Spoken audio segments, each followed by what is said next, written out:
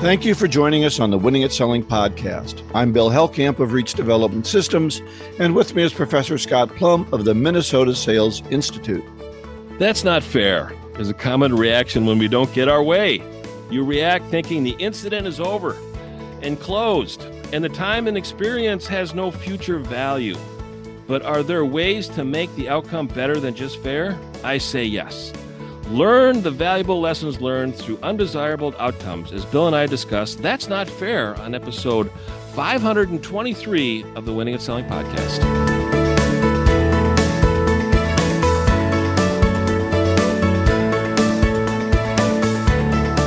Well, our book club is on part 2, chapters 3 and 4 of How Clients Buy. Scott, I can't tell you, I'm in like 3 sales books right now. I'm prepping for our speaker next week. I'm still reading Negotiating with Backbone. And then I've got a John Maxwell book that I'm reading as well. So for those of you who just say you don't have time to read, get some books and start reading and quit farting around with your life and watching videos. So Right, exactly. Good advice, Bill. But do listen to podcasts. So anyway, the book club this week is brought to you by A.J. Imholt, a financial advisor dedicated to salespeople. As a salesperson, you have enough to deal with. Prospects hang up on you, clients skip meetings, slow responses to your emails. It's enough to drive you bonkers. Fortunately, you can take control of your financial future. Your time is at a premium, and you want to focus on finding new clients and growing the customers you already have. So it's best to work with someone who takes the time to build an understanding of what you have on your plate.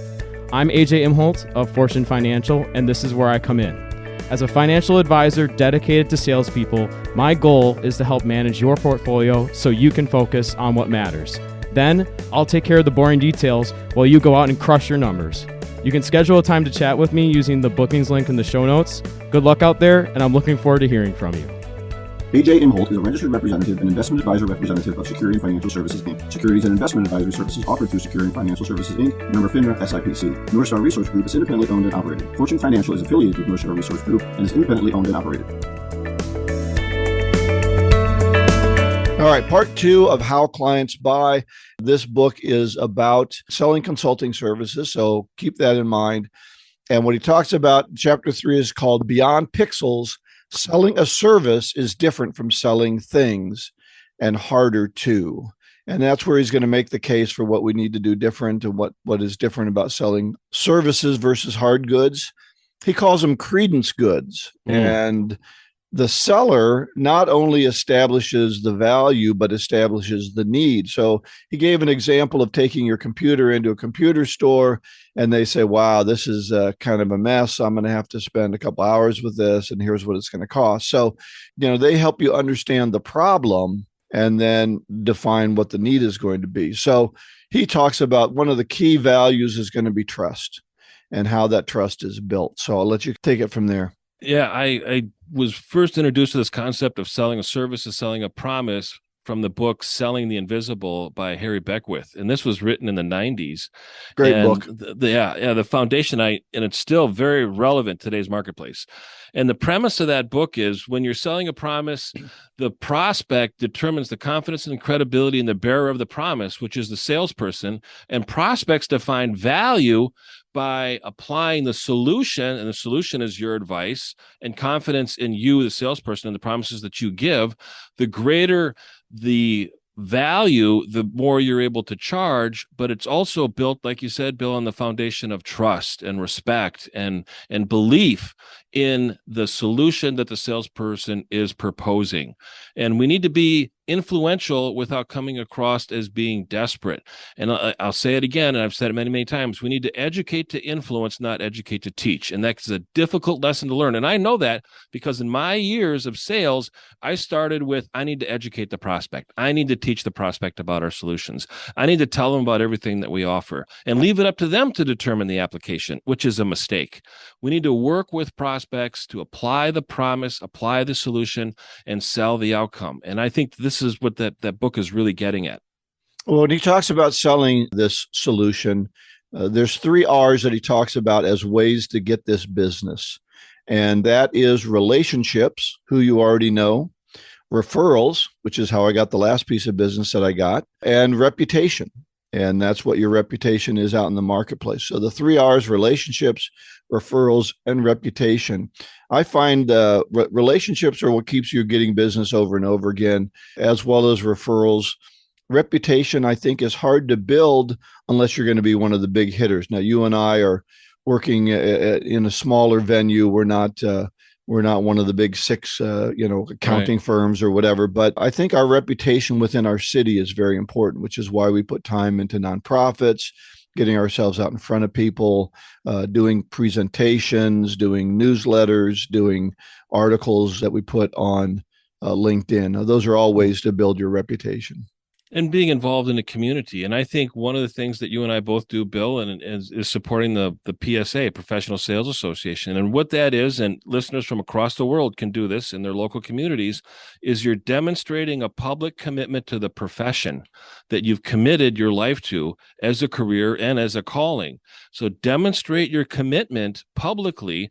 It makes it an investment of your reputation, and it makes you accountable to your community. And once you're accountable to your community, confidence is determined by the prospect seeing that public commitment and building your reputation. So it's a very good point. All right. So let's talk about what's different about selling something that doesn't have features and attributes. And I think that's really the key. Is he's saying, well, when you go out to buy a cell phone, you're looking for something that has X amount of memory and the size of the screen and all the value proposition are things that you kind of intrinsically know you want. When you're selling a service, it's hard to make that comparison from vendor to vendor. And so that's why we rely on relationships, referrals, and reputation, because that's really all we have to go on. I know the question that I get, and I'm sure you do, Scott, is what is your promise? What is your promise to perform? And if we're not performing fast enough early on, we might get that email that says, what are you doing? And I know for me, what I do for the first month often is learn. And it doesn't look like much is happening, but I'm learning your business so I can make recommendations. But I think people want recommendations quicker than they're ready to come out. Yeah. 2 things I'll add on that is you are learning, but you're also learning about how they got to where they are and some of the things that they tried in the past, which may or may not have worked. And also maybe the things that they overlooked based on the development of the service that may be more applicable now. So when you find out how they got to where they are, it's important to add context to the solution and advice that you're going to be delivering to them later. Right. You're trying to prove that you know something now. Beyond the general, you're starting to learn the specifics.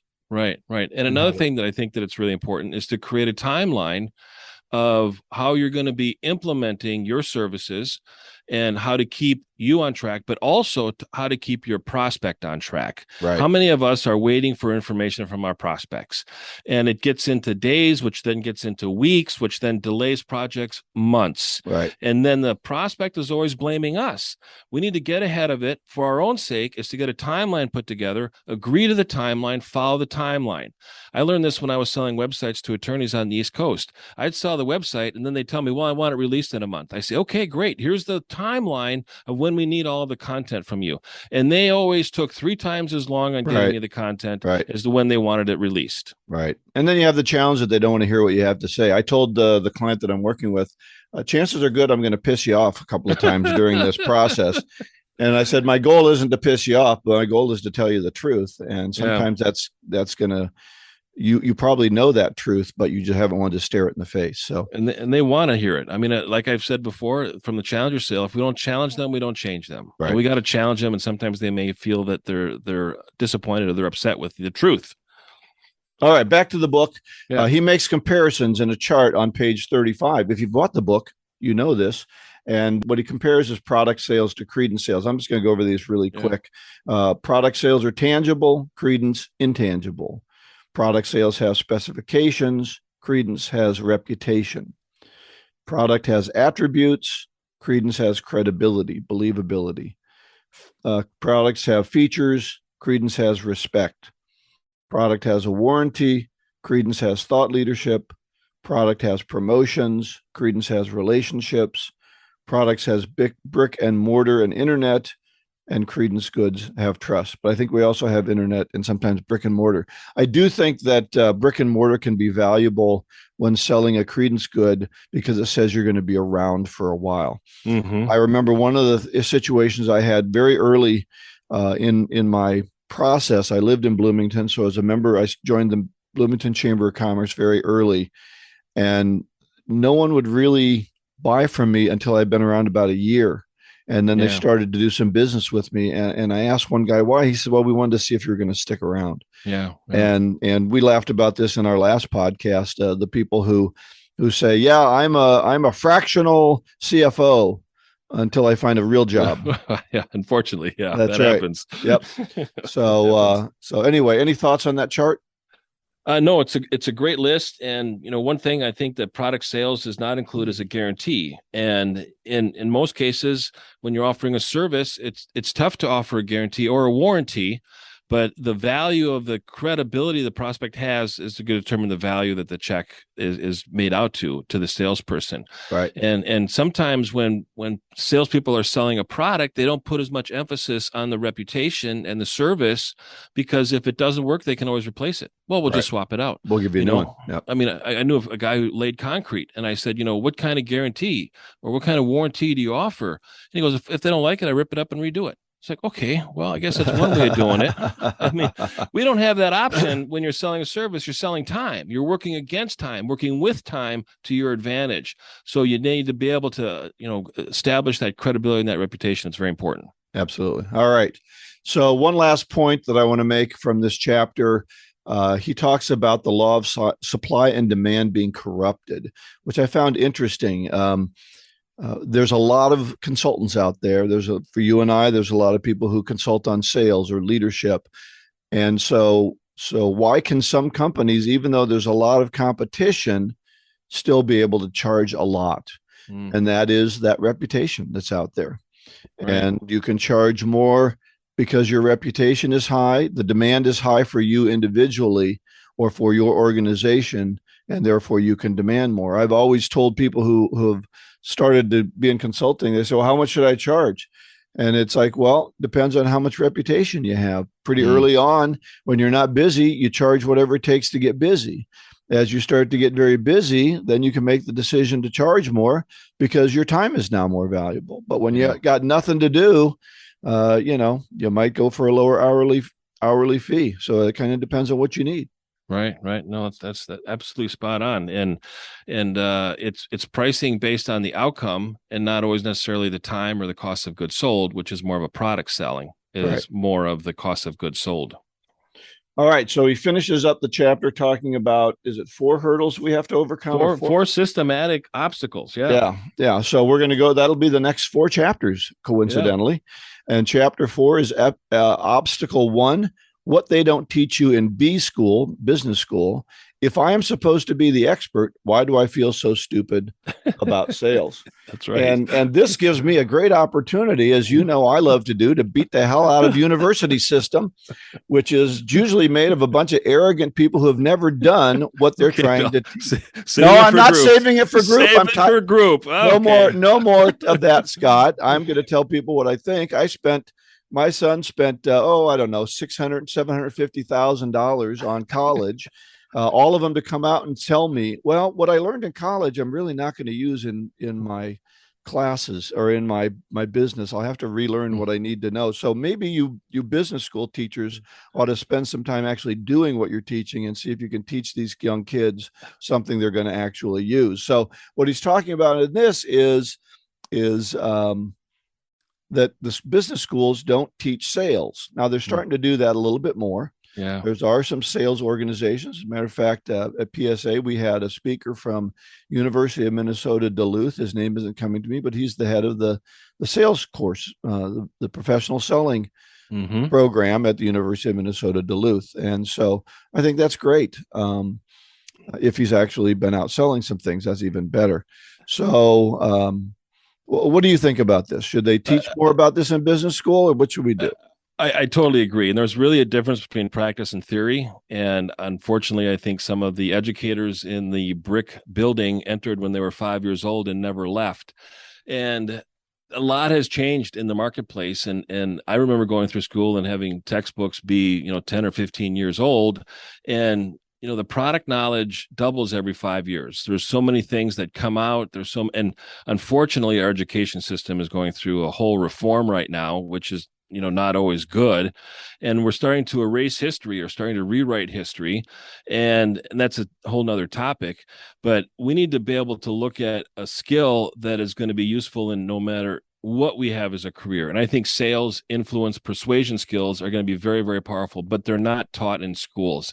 You have to go outside of the brick building to get that education, and it's applicable throughout your entire life. And we're going to talk a little bit about that on the next segment when, that's not fair. And we're going to get in a little bit deeper about that. But I totally agree with you, Bill. Scott, I went to 4 years, well, probably 4.5 years of college at a university, major university in communications. And then I came out of those classes learning very little about communication. And I was asked by my company to take the Dale Carnegie course, which is a 14-week course. It was at the time. It's 12 weeks now, I think. Anyway, here's what I thought throughout that whole course.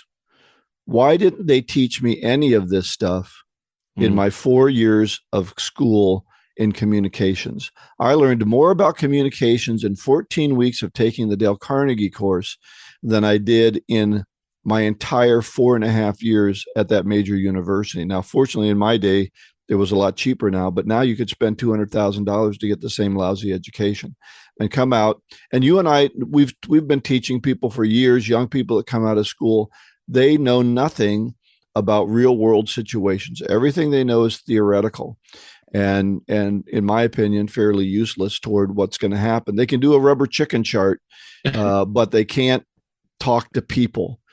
Right. They can't have a conversation. They can't be a persuader.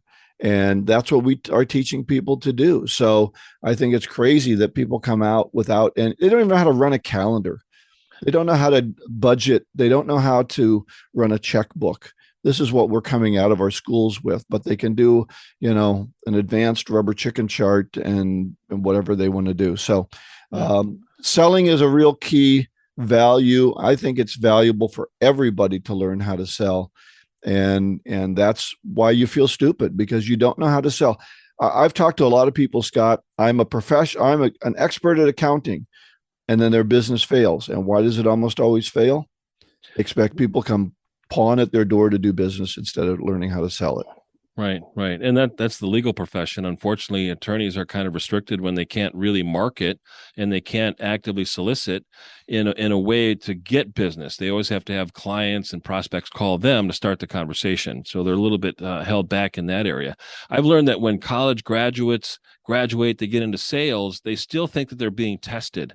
They're being tested by the prospect. And when the prospect asks a question, the salespeople are tempted to answer it. And they fall through on that temptation. They follow through and they answer the questions, but they don't ask a question. So just because you graduated from college and now you're a salesperson, you're not being tested anymore. It's important for you to understand the intent behind the content. Why is that prospect asking you that question? And qualify that. That's part of a sales job. And I'll include a blog that I wrote, You're Not Being Tested, which is a chapter out of my book, Taking Off into the Wind, for our listeners that want to check that out. All right. Great thoughts. Okay. I just want to close with this idea. If you want to get to the highest level of a consulting firm, you need to be a rainmaker. Yeah, true. That means you need to be sales. And that's the one thing they didn't teach you. And they're not going to probably teach you that at the consulting firm either. You better get off your rusty dusty and start figuring out how you're going to sell and get over what the schools teach you is selling is somehow beneath you. Mm-hmm. Being an influencer is what selling is all about. And if you're not willing to be an influencer, you won't be a rainmaker. You'll always just be a worker bee at that consulting firm. Great advice. One of the things that I took out of this latest chapter 4, is, simple advice. Do good work. Be honest in all your relationships. Be civically active. Write for a publication when you can, and never turn down a chance to speak in public. And those are all great ways to build credibility, to demonstrate your knowledge, and to work on attracting people to you. But once you attract them to you, then you need to start asking questions to qualify what's most important to them. Why are they bringing this to your attention now? What have they done in the past? And we'll talk more about questions in future topics. All right. Excellent way to close that out. Now, you alluded to your topic today. That's not fair. So what do you got to start with that? Yeah. The message is that's not fair. And we're going to dig into that after a message from BusyWeb, a growth, marketing, and sales enablement agency.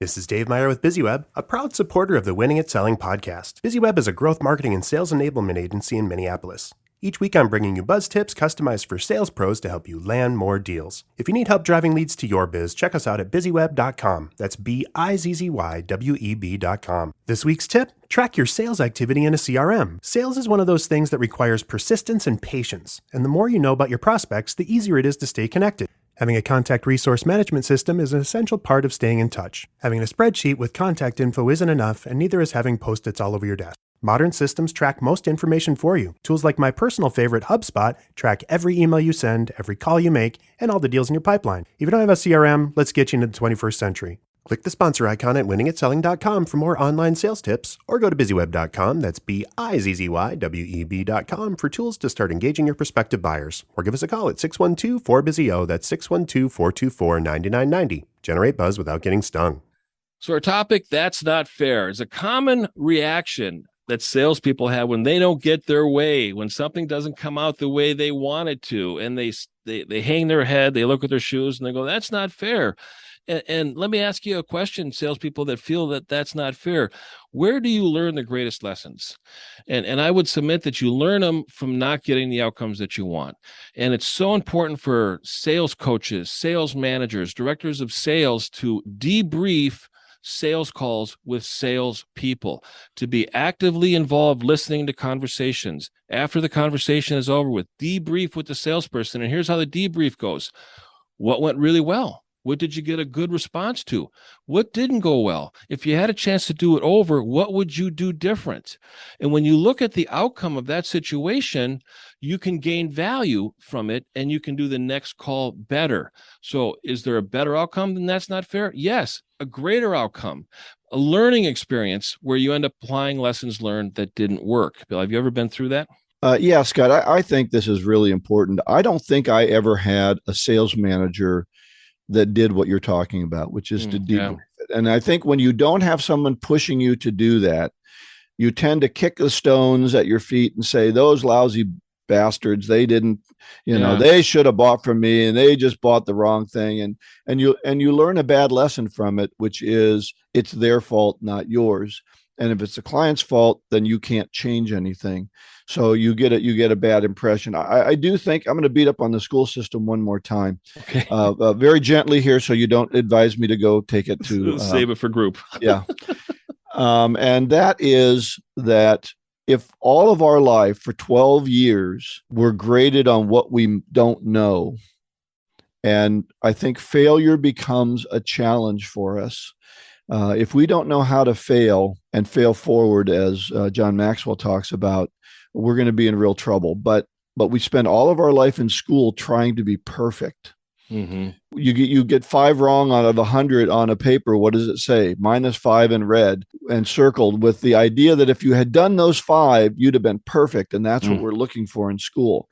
Business is very different. It's sloppy, it's messy, and it's imperfect. And the biggest mistake you can make is what you talked about. And that is not learning from those mistakes so you don't repeat them. But if you blame the client, you're going to repeat the mistakes because you're going to continue to make the same errors. Yeah, I call that I learned this from Dennis Prager, one of big admirer of Dennis Prager. He calls it the missing tile syndrome. And you get into a beautiful new office and you walk in and everything looks great, except there's that one missing tile. Whoever worked on the HVAC system didn't slide that tile back when they were done. And all you focus on is that missing tile in the ceiling, and everything else is great. Wait a minute here. That's an easy fix. And then we can make it perfect if we want perfect. But I think we should strive for excellence and be satisfied with the outcome that we have and improve on the next opportunity we have when it comes to that. Well, and that's why we read books. That's why we listen to other podcasts. That's why we watch videos, is because we're trying to get better all the time. You can't get better just within your own mind. right? You don't always recognize the mistakes unless you debrief with somebody and have them pull those mistakes out of you. So I know you and I had a deal we were working on. We lost the deal, and you and I sat down, spent some time talking about what we could have done better to make it better for that particular client. So I think you like to blame them, but also you have to look at yourself and the actions you took to get better. And I think that's what you mean by learning a lesson from that's not fair. And that's working with prospects. We debrief sales calls. There's a lot of competition within sales teams, and there's usually a top salesperson of the month. And if you look at who the top salesperson is, and you go, "Well, that's not fair," no, he got lucky. Work as hard he as got I lucky. Did, Yeah. They're related to the owner, and right. Family business, and you got to ask yourself when it comes to that. How much time and talent and treasure did you invest in striving for this top rep of the office? And if you didn't make it, what do you need to do different? What was the outcome and the lesson learned? And it's based on your experience and relevant in today's marketplace. More is needed to achieve the top spot. Good to know. I mean, what a great lesson to learn is, okay, I'm graded on a curve, and some other person outperformed me this month. That doesn't mean that I'm going to surrender and not compete next month, but I need to do something different and invest more time. But I gave you a participation medal. Oh, cute. Yeah. Nice little yellow ribbon that I can hang up, and my participation medal. You tried on the sale and they didn't like you, so it's their fault that here's your participation medal. So we don't get paid for participation in sales. We get paid for closing the deal and moving it forward. So yeah. Sometimes we get caught up on our rights. I have a right. But do you have the skill and the ability? I went and saw Top Gun Maverick, and, I have the right to join the Navy and play Lieutenant Pete Mitchell and test supersonic jets at Mach 10 over the desert, but I don't have the body and the talent to do that. And I couldn't get off the ground. It's not my strength, nor do I want to pursue it, but I have the right. And that's not fair. Wait a minute here. Yeah, you have the right, but do you have the talent and the ability to be able to deliver on that? So don't get just caught up on rights. Invest in the talent and the ability on a fair playing field at standards that are the highest possible standards available. Another one that I've thought of is you have good judgment. Salespeople are trained through their experiences to exercise good judgment. We start on a journey with a great ambition with limited knowledge, and salespeople are taught that attitude is everything. Come on. It's not everything. It's important, but it's not everything. Skills, knowledge, and commitment are necessary contributors to the outcome of a success. In the beginning of a pursuit, did we seek, observe, exercise good options? And I've learned this with companies that set a budget. Well, we set our budget in November, and that's what we're going to go for. Well, if there's a new option that's available in March, are you going to change the direction of how you manage and lead the company? Or are you just going to continue heading off a cliff and continuing to pay for long distance? I mean, at one point, somebody decided, look, long distance is included. We're going to start a new plan that includes long distance, and we're going to stop paying for long distance. I think you should save this for group, Scott. I know. I'm passionate about this. And it's like, you got to be able to exercise good judgment and better options along the way. All right. So question, how do you develop good judgment? You look at other options, and you have to take personal accountability for your actions and your decisions and look at, is there a way where I could have gotten a better outcome? Companies hire people, unfortunately, on past experiences and overlook the importance of good judgment. I believe companies should hire people on good judgment and teach them the skills and the talent necessary to perform the role. But good judgment is a commitment to yourself of betterment. How many people have you worked with, Bill, that don't want to read a book outside of company time? I find this to be a common objection. It's like, well, if I can read it on company time, I'll do it. I was up at 6:00 this morning. I read for an hour, and I tell you, it lit me up today because I learned something new. One of my strengths is learner. When I'm reading something and I'm taking in more information on stuff that I don't know that's relevant to my career, and I can share it with our listeners, that gets me excited. I want to bring value to our listeners every single podcast, and I want them them to share it with other people that they hang around with, because our listeners are winners and they hang around other winners.